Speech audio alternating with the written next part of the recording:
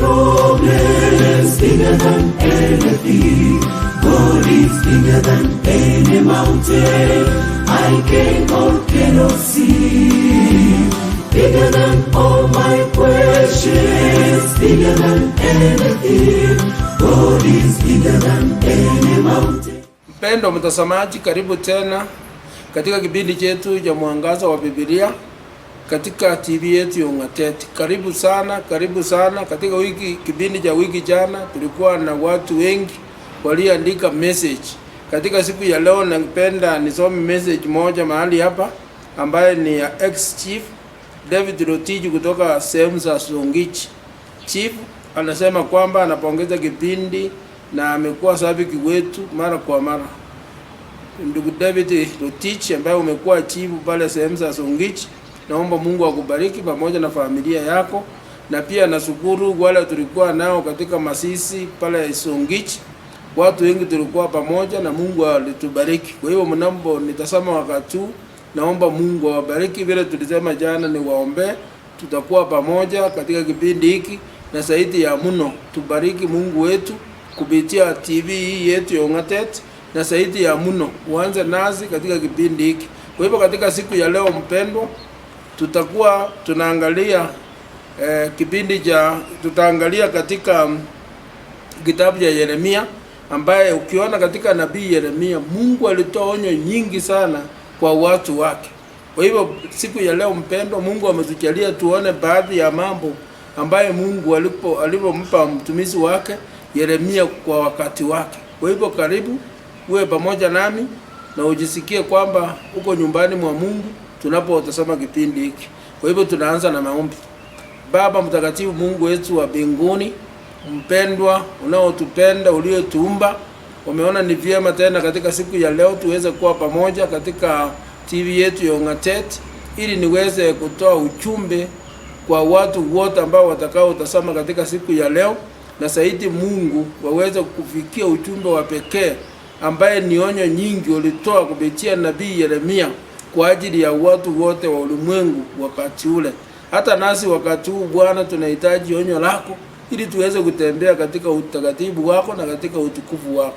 Kwa hivyo ninapoanza kipindi hiki Mungu wetu, naomba unitumie niwe ni chombo. Zaidi nitakapomaliza kipindi hiki pia nitakushukuru kwa sababu utakuwa umenitumia na neno lako limepitia hapa kwa ajili ya kupenya katika ulimwengu mzima. Kuwa pamoja nasi, tubariki, utuongoze tunapoendelea na kipindi hiki katika jina la Yesu Kristo Bwana Mwokozi wetu.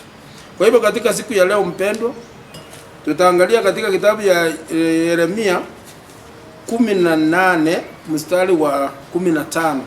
Biblia inasema kwamba watu wangu wamenisahau, wamefukisha ubadili uvumba, nao wamekasia katika njia zao, katika mapito ya zamani, ili wapite katika njia za kando, katika njia zisizotengenezwa.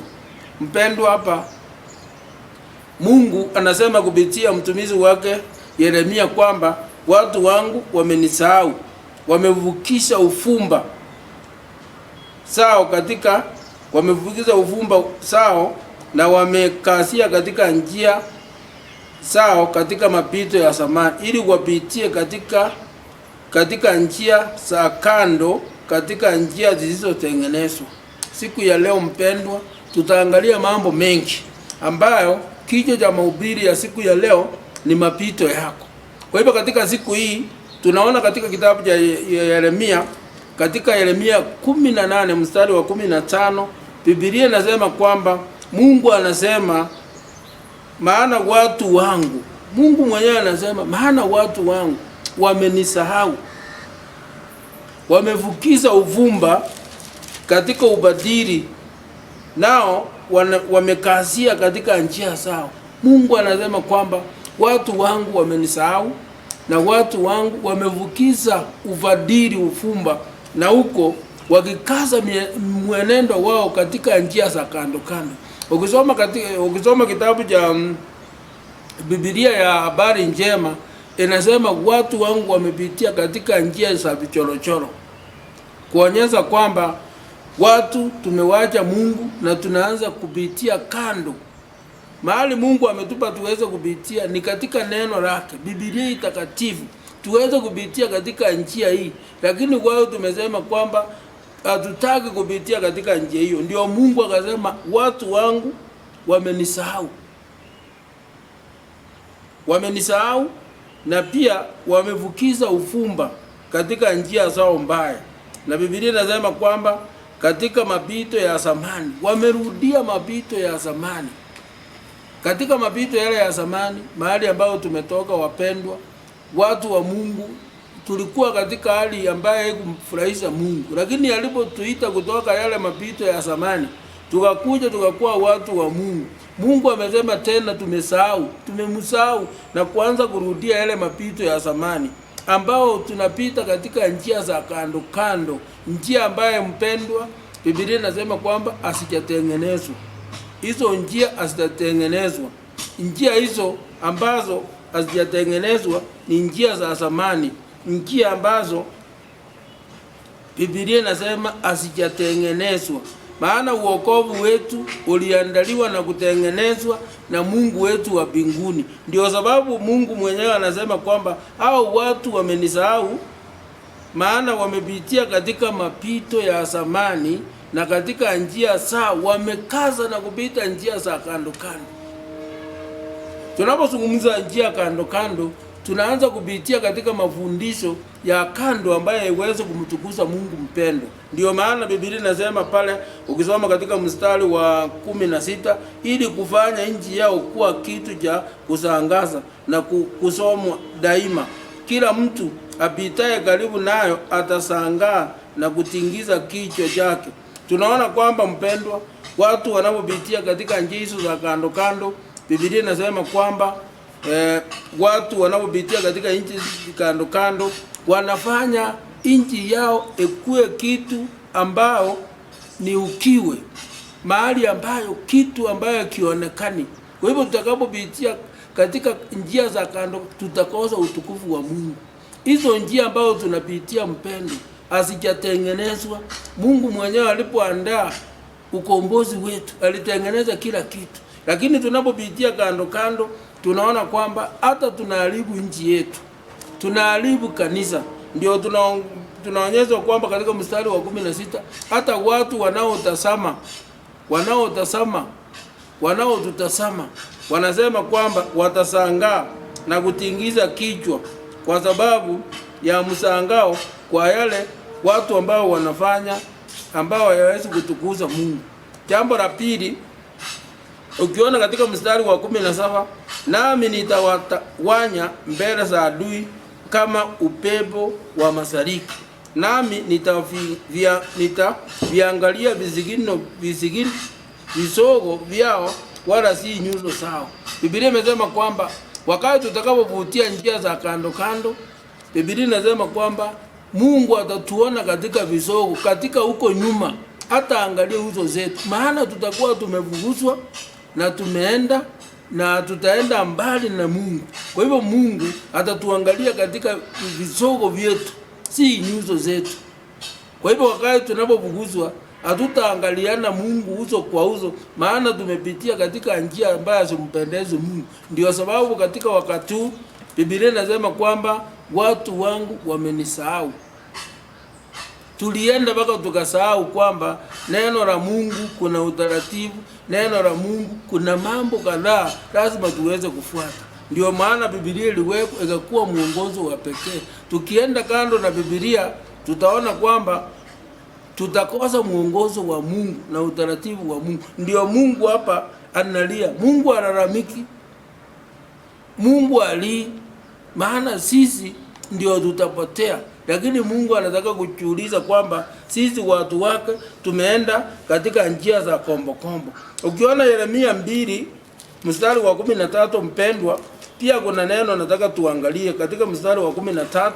Hapo Biblia inasema kwamba mstari wa 13, kwa maana watu wangu hawa wametenda maovu mawili. Kwa maana watu wangu wametenda maovu mawili. Jambo la kwanza, wameniacha mimi niliye chemchemi ya maji ya uzima.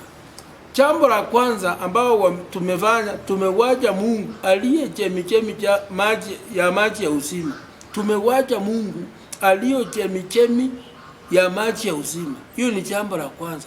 Maana tukienda kando, tukiwacha Mungu ambaye anatupa uzima wa milele, tutakuwa tumepotea. Ndio maana Biblia inasema katika Yeremia 2:13 ya kwamba watu wangu wamefanya makosa mawili. Kosa la kwanza, watu hao wameniacha mimi niliyo chemchemi ya maji ya uzima wa milele. Jambo la pili, amesema wamejichimbia mabirika yafujao yasiyoweka maji. Baada ya kumwacha Mungu aliyo chemchemi ya uzima wa milele, watu wamejichimbia mabirika ya maji ambayo siweki maji yanafuja.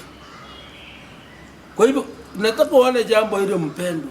Tumewacha Mungu aliye chemchemi ya maji ya uzima wa milele na tumeanza kujichimbia birika zetu za maji ambayo hizo zinafuja, aziweki maji. Lazima tuangalie, Mungu anasema yeye ni chemchemi ya maji ya uzima wa milele. Pia sisi tumejiwekea pia maji mabirika ambayo tunatengeneza ambayo yanafuja.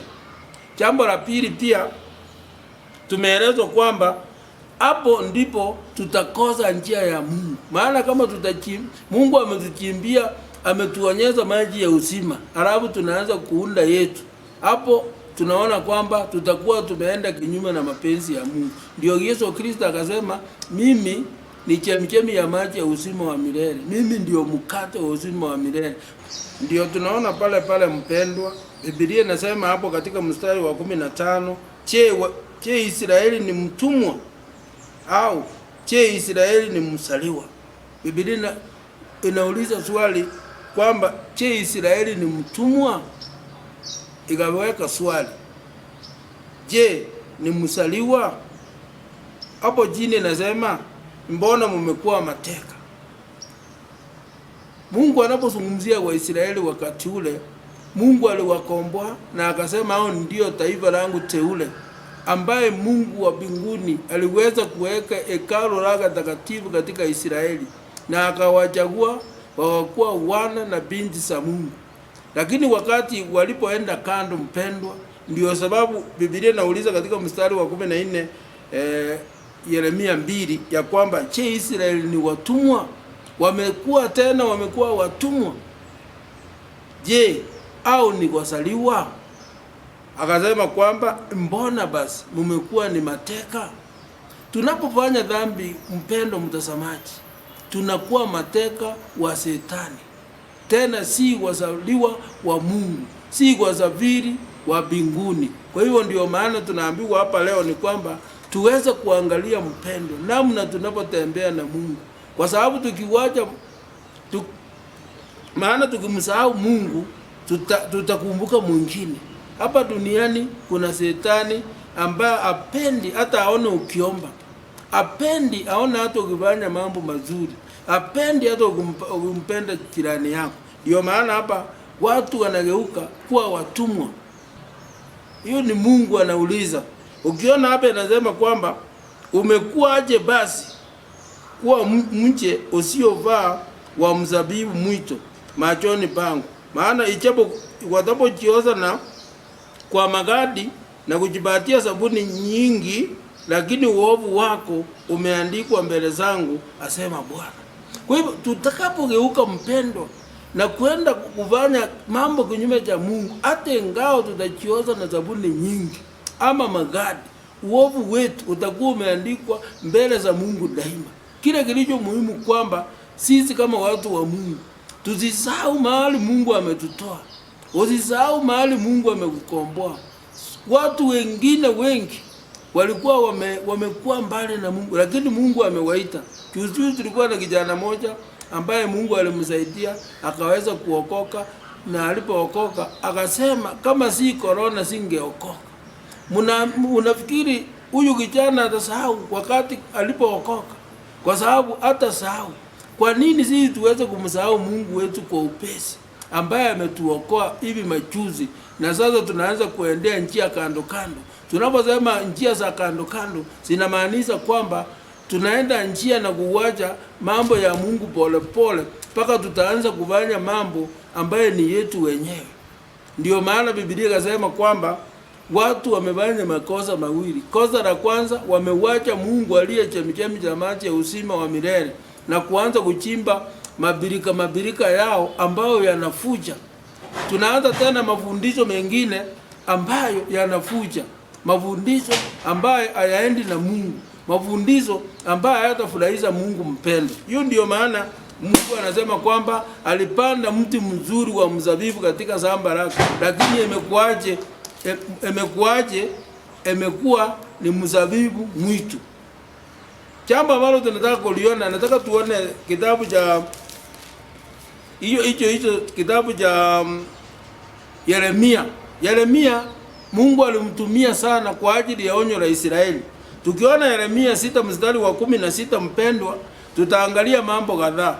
Jambo la kwanza, Biblia inasema Bwana asema hivi, simameni katika njia kuu. Bwana asema hivi, simameni katika njia kuu, mkaone, mkaulize habari za mapito ya zamani. Ikiwa tumeenda mbali, ikiwa tumemsahau Mungu, Mungu anasema tena, rudini, msimame katika njia kuu, mkaone na kuuliza mapito ya zamani. Ndio sababu katika kichwa ya mahubiri yetu, mapito yako. Wewe unapitia mapito gani? Unapitia nini mpendo wakati kama huu? Mungu anasema kwamba Bwana anasema hivi, simama katika njia kuu. Rudi mpaka mahali ulipokombolewa. Kama ulikombolewa wakati ya corona, ulipokombolewa kwa guruzeti, uliporudisha mawazo yako mpaka mahali pale mpendo. Ili utakapofika pale ukaone, mkaulize habari za mapito ya zamani. Watu kanisa la mbele mpendo lilikuwa linaenda na Mungu katika maombi, katika kila kitu, utoaji na vitu vyote. Kanisa lilikuwa sawa. Ndio maana sasa hivi tunaambiwa kwamba tuweza kuuliza mapito ya zamani. Kanisa la mitume walienda namna gani? Watumishi wa Mungu kina Paulo, kina Yakobo, kina Peter na wengine wengi walitembea namna gani? Kwa hivyo mpendwa, hapa inasema kwamba muulize hii wapi njia iliyo njema. Tuulize ni njia iliyo njema iko wapi? Tutoke katika njia ya kando kando ya njia, tutoke katika vichorochoro vya njia, tusumame katika njia kuu. Watu wa Kalenjin wanasema saa jangwani. Sumama pale pale, njia ni nyingi. Anza uliza ni njia gani? Kama ulipitia njia ya vichorochoro mpendwa, inahitaji ya kwamba usumame katika njia kuu. Uulize hii njia wapi iliyo njema. Mkaende katika njia hiyo, nanyi mtajipatia raha nafsini mwenu. Tukipitia na tuulize mapito ya zamani. Tuulize wapi ile njia ya zamani. Tukienda katika njia hiyo mpendo, tunaambia kwamba tutajipatia raha nafsini mwetu. Watu wengi wamekataa kwenda katika njia ya Mungu. Wamejitafutia njia zao ya vichorochoro kando kando ya njia. Wamejichimbia maji ambaye mabirika yao yamefuja. Watu wamesema hatutaki kuenda katika njia hiyo. Katika Biblia takatifu kuna vitu mingi, kuna nguzo kadhaa Mungu aliweka. Nguzo moja ni ndoa, nguzo moja ni vitu kama tumesema ndoa, meza ya Bwana, vitu kama siku ya na Sabato na vitu vingine mpendwa, ambaye Mungu aliweka siwe nguzo yetu ambaye zitatuongoza mpaka tuweze kufikia mahali pale. Tunapata kwamba mtu anakuja kanisani, amebatizwa, yeye naye anaanza njia yake kando. Ndio mnaona makanisa mengi zimekuwa duniani hata uweze kuhesabu, kwa sababu kila mtu anataka apite katika njia yake. Lakini ukombozi ilitokana na mtu mmoja ambaye ni Kristo, na akatupea taratibu na akasema mkinipenda wapendwa, mtazika amri zangu. Ndio tunaona hapo Biblia inatuonyesha kwamba sasa Bwana asema simameni katika njia kuu. Wewe simama katika njia kuu. Uliza mapito ya zamani yako wapi. Uliza ile njia njema iko wapi, ambaye Yesu Kristo anasema mimi ni njia na uzima wa milele. Kwa hivyo mpendwa, tunapoangalia, ukiangalia katika hiyo kitabu bado, ningependa tukae katika kitabu cha Yeremia. Ukisoma mstari Yeremia 23, ukisoma kuanzia mstari wa 15, tutaangalia mambo machache pale ambaye pia yatatuelekeza. Hebu ukisoma katika Yeremia 23 mstari wa 15. Biblia inasema, basi Bwana wa majeshi asema hivi, katika habari ya manabii, tazama nitawalisha pankanga, nitawanyweza maji ya uchungu, kwa kuwa kutoka kwa manabii hawa wa Yerusalemu kukufukuru kumeingia katika nchi yote. Kumbe Biblia inasema kwamba Bwana anasema wale manabii waovu, manabii ambao hawakufuata utaratibu wa Mungu, Mungu atawalisha na pakanga. Mungu anasema kwamba atawapa maji yaliyo machungu.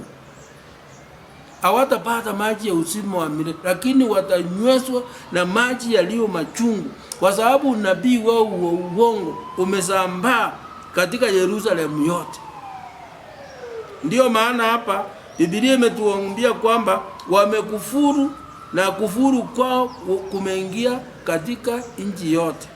Ukisoma katika mstari wa 18, Bwana wa majeshi asema hivi, msisikilize maneno ya manabii, msisikilize maneno ya manabii wakitabiri, ufundiza ubadili, unena maono ya moyo yao wenyewe, uyatoka katika vinywa, ayatoki katika kinywa cha Bwana. Biblia inasema kwamba msisikilize mafundisho yao, msisikilize maneno yao, maana unabii wao utoki katika kinywa cha Bwana mpendwa. Ndio maana Biblia inatuambia kwamba tumesahau Bwana Mungu wetu.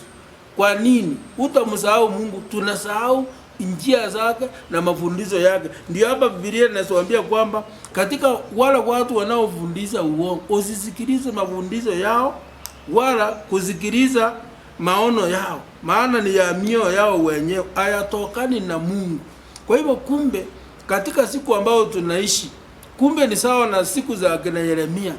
Unabii ambao uliweza kutolewa na Mungu kwa ajili ya manabii waongo. Kumbe kila nabii si wa Mungu. Ndio maandiko matakatifu yanasema kwamba si kila mmoja aniitaye Bwana Bwana atakayeingia katika uzima wa milele, ni yule anayetenda mapenzi ya Mungu aliye juu. Kwa hivyo tusipotenda mapenzi ya Mungu, ejalishi ya kwamba mimi ni nabii kiasi gani, mimi ni mchungaji kiasi gani, jambo kubwa ni kwamba wewe kama mtumishi wa Mungu utafanya nini ili uweze kutembea na Mungu. Ukisoma Yeremia 7 mstari wa 1 mpaka 3, Biblia inasema hivi, neno hili ndilo lililomjia Yeremia kutoka kwa Bwana. Neno la Mungu lilimjia Yeremia kutoka kwa Bwana likasema katika mstari wa 2, simama langoni pa nyumba ya Bwana ukatangaze hapo neno hili ukisema, sikilizeni neno la Bwana nyinyi nyote wa Yuda mnaoingia katika malango haya ili kumwabudu Mungu. Akasema kwamba endo utangaze, usizuie hata neno moja mpendwa, waambie watu wa Mungu wa Yuda wanaoingia katika malango haya kumwabudu Mungu. Sikia mstari wa 3, Bwana wa majeshi Mungu wa Israeli asema hivi, tengenezeni njia zenu na matendo yenu, nami nitawakalisha nyinyi mahali hapa. Biblia inasema kwamba aliwaambia tengenezeni njia zenu. Sasa wasibitie njia ya kando kando. Anasema tengenezeni njia zenu. Mkiza tengeneza njia zenu na matendo yenu, ndipo Mungu awakalisha katika lile hekalu ambaye alikuwa analichenga. Ndio maana unaona Bwana asema hivi, simama katika uwanja wa nyumba ya Bwana, useme na mji wote wa Yuda wachao ili kuabudu katika nyumba ya Bwana. Sema nao maneno yote ni kuamurue kuambia, usizuie hata neno moja. Yeremia aliambiwa kwamba usizuie neno lolote. Sisi kama watumishi wa Mungu, wakati ambao tumepewa nafasi, tuweze kutoa neno la Mungu kwa watu wake. Watu wakati ule Yuda ilikuwa ni taifa la Mungu. Yuda ilikuwa ni watu wa Mungu wateule. Sasa hivi injili ya Kristo imeenda ulimwengu. Kwa hivyo leo hatutangazii Yuda, bali tunatangazia ulimwengu ya kwamba tunapomwabudu Mungu katika hekalu lake, lazima tuweze kutengeneza njia zetu. Uone ni njia gani unapitia, uone ni nini unaopita mpendwa, unapomwabudu Mungu. Ndio Mungu akatumia muda mwingi kuwachukua manabii, kuwainua ili waweze kurekebisha watu wa Mungu katika njia ya Mungu. Sasa tunapitia mambo kama corona na mambo mengine kwa sababu tumeuacha njia za Mungu, njia za afya za Mungu, kukura, njia za kuabudu, njia za kila kitu. Tumeanza njia zetu za kando kando. Ndio maana tumepata machanga na kila kitu. Kwa hivyo tumrudie Mungu mpendo, hata kama umeenda mbali kiasi gani. Maandiko yanasema kwamba ni wakati wa kumrudia Mungu. Turudie Mungu kwa kulia, kwa kuomboleza, kwa kila kitu. Napomaliza katika sehemu ya mwisho fungu tu, sehemu ndogo nataka nisome. Kwa maana kwa jina langu utabiri maneno ya uongo kwenu. Mimi si kuwatuma, asema Bwana. Wakati watu wa Mungu, watumishi wa Mungu wanapotabiri maneno ya uongo, Mungu anasema si kuwatuma kama. Kwa hivyo tunapopata ujumbe wowote wa Mungu kutoka kwa watumishi wa Mungu, lazima tuweze kupeleka ujumbe ule ambao uko ndani ya maandiko, ujumbe ambaye Mungu mwenyewe ameamuru iweze kupewa watu wake. Ndio sababu leo hii katika Yeremia tumeona ni nabii Mungu alitumia sana kuonya Waisraeli. Hata na wewe mpendwa mtazamaji ambaye umepewa nafasi, simama nafasi ya Yeremia. Vaa viatu ya Yeremia mtumishi wa Mungu ili uweze kuelekeza watu katika njia ya Mungu. Tusipoelekeza katika njia ya Mungu, Mungu anasema kwamba atatuangalia katika kisogo, si katika nyuso zetu. Kwa hivyo jambo hili ambao Mungu amesema kwa watu wote, si Yuda sasa, wote ambao tuliokubali Yesu Kristo tukakuwa Waisraeli, wana Yuda wa kiroho. Ndio sababu leo hii tunapata onyo la pekee kutoka kwa Mungu wetu. Kwa hivyo unapokaa kanisani, unapomfanyia Mungu kazi, hebu angalia ni ujumbe gani unapeana. Hebu angalia wewe mwenyewe, mapito yako yanaenda sawa sawa na neno la Mungu au mapito yako yanaenda kinyume na Mungu. Tutakapoenda kinyume na Mungu, tunaambiwa kwamba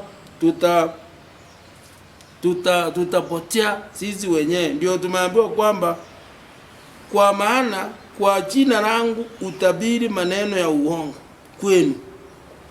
Mimi si kuwatuma, asema Bwana. Kwa hivyo si kila mtu Mungu ametuma.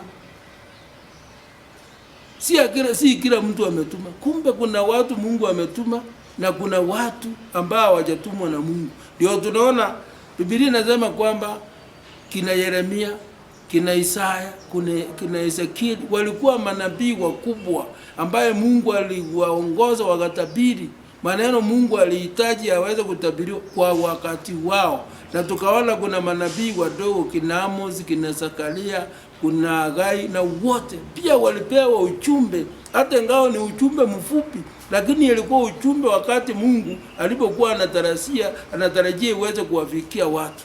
Kwa hivyo pale tunaona Mungu anapozidi kutubariki, tunapojiandaa kwa kipindi kijacho, naomba Mungu aweze kukubariki, akuongoza katika kila jambo. Tunapotafakari njia zetu, yale ambayo tunapitia. Nachukua nafasi hii kushukuru wale ambao walisikiliza kipindi last week. Mungu aweze kuwabariki, auongoza katika kila jambo. Na zaidi katika siku ya leo tumeona mambo mengi. Yale ambayo tumeona leo hatutabaki vile tumekuwa.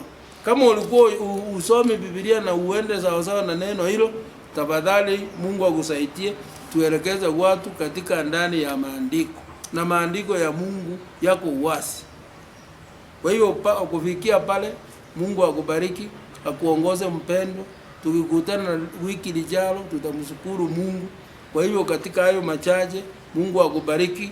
Ujumbe wa leo ilikuwa ni mapito yako, na tumeona kila kitu jinsi Mungu anahitaji kutuleta, na ametuonyesha njia mbalimbali ambao tunaopitia. Wacha Mungu akubariki, na tumalize na maombi. Baba, katika jina la Yesu Kristo, Mungu ishie milele hata na milele, niliomba nikianza na umenitumia Mungu, nimeleta ujumbe kwa wale ambao wote wamenitazama.